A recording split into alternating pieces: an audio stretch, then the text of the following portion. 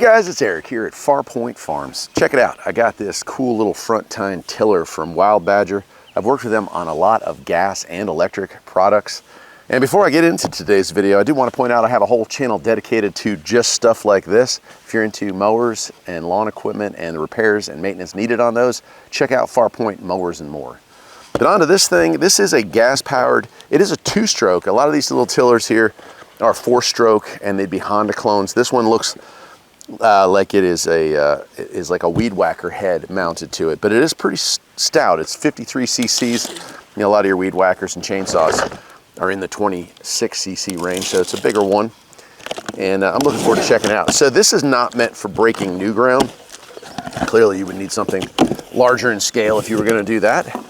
But what it is meant for, and what we're going to use it for today here, and the reason I asked to work with them on this is made for garden beds. So we have a bunch of raised beds here my wife likes to work with. And it is time. You can see the sun's out, sort of. And so it's time to do that kind of work, get it prepped so we can plant. Here in the mountains, Mother's Day is considered the last safe, or the first safe time to actually plant. We still get a lot of freezes between now and then, which is a big change coming from the Raleigh area, which is where I spent most of my life. This is pretty assembled, I would say, already here, but let me go ahead and pull out the stuff here and we'll take a look at it together. By the way, if you're interested in what's behind me here, this is called the Mutt 3. And if you want to know how to turn an old riding mower into an ATV, again, you can check out Farpoint Mowers and More. That's the kind of stuff I'm doing over there for fun anyway. All right, well, here it is. Wildbadger WB53 CULT.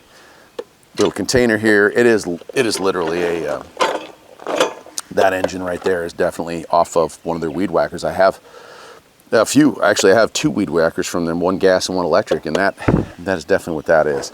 All right, it does come with some stuff and some minor assembly and a manual. So let's take a look and see what we got here. Assembly does come with a spark plug wrench and an Allen head and a couple of little pieces here. We'll take a look at the manual and see what we got. Thank you for your purchase. Well, I appreciate that. And engine, yeah, Sunseeker is the brand I was thinking of. They make the engines for a lot of small equipment. They're kind of like the parent company.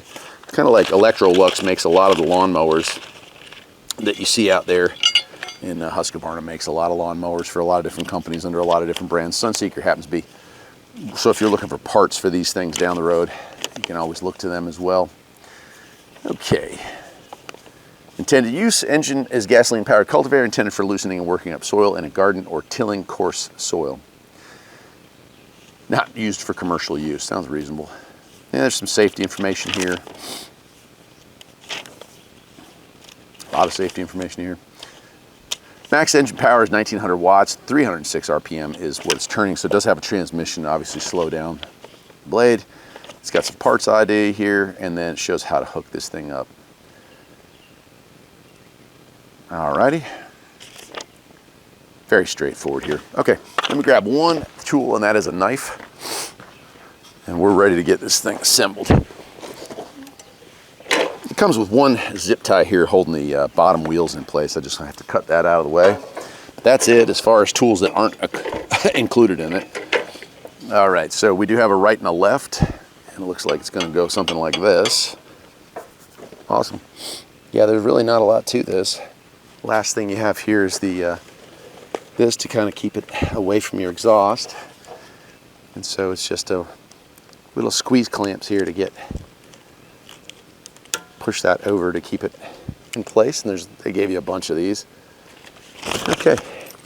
And as I said before, there are 2 tools that come with it. You have a spark plug wrench. It also has a Phillips, and you have an Allen head. That's to remove covers to access the spark plug and things like that. So pretty simplistic. All right, let me get the camera off the tripod here. We'll get this closer in. I'll give you a quick walk around of it, and we'll put some gas in it, and we will get it going. Let's see what fuel mix it takes. Use the right fuel. It is 50 to 1. And that's all they need to know. So there's no break-in as far as sometimes you'll see with 2 strokes where they'll want it to have a different ratio for the very first time. This one does not. All right, let's get it off the tripod. I'll take a look. Yeah, so here it is up close. On the side here, air filter cover here, start and run. You can see pretty clearly your fuel lines there, which is nice. Here's your tank, pull start up on top. This front cover here hides our spark plug and wires to it. And on this side we do have our muffler. There is a nice guard on there. The tines, the tiller tines, and the transmission you can see here, they do have shear pins, although I doubt at 53 cc's that this will have enough power to break it, but it is nice that they offer that. You can also remove those pins if you need to clean, or if you want to space it out a little bit more, you can do that as well usually with these things. Of course, you have the wheels. This right now in transport mode.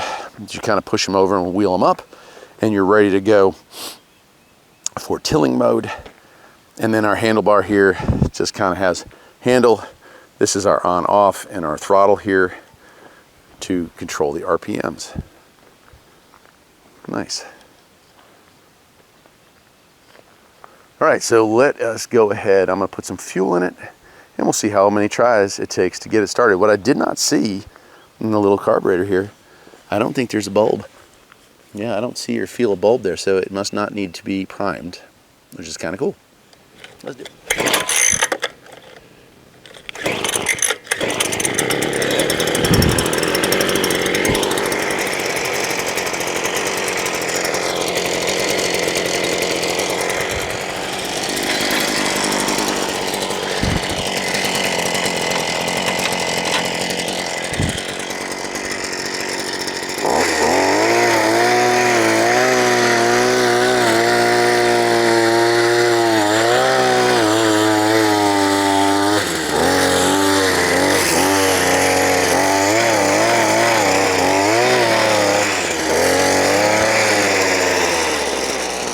Whoa, well, that's a big old stump.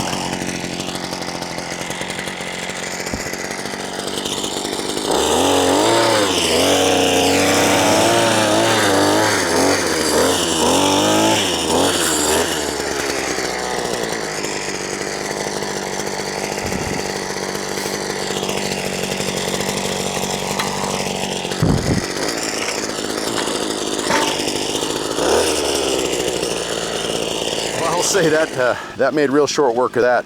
Now granted, this stuff wasn't too terribly compacted. We only built this one last year, but holy cow, yeah, it just chewed through it.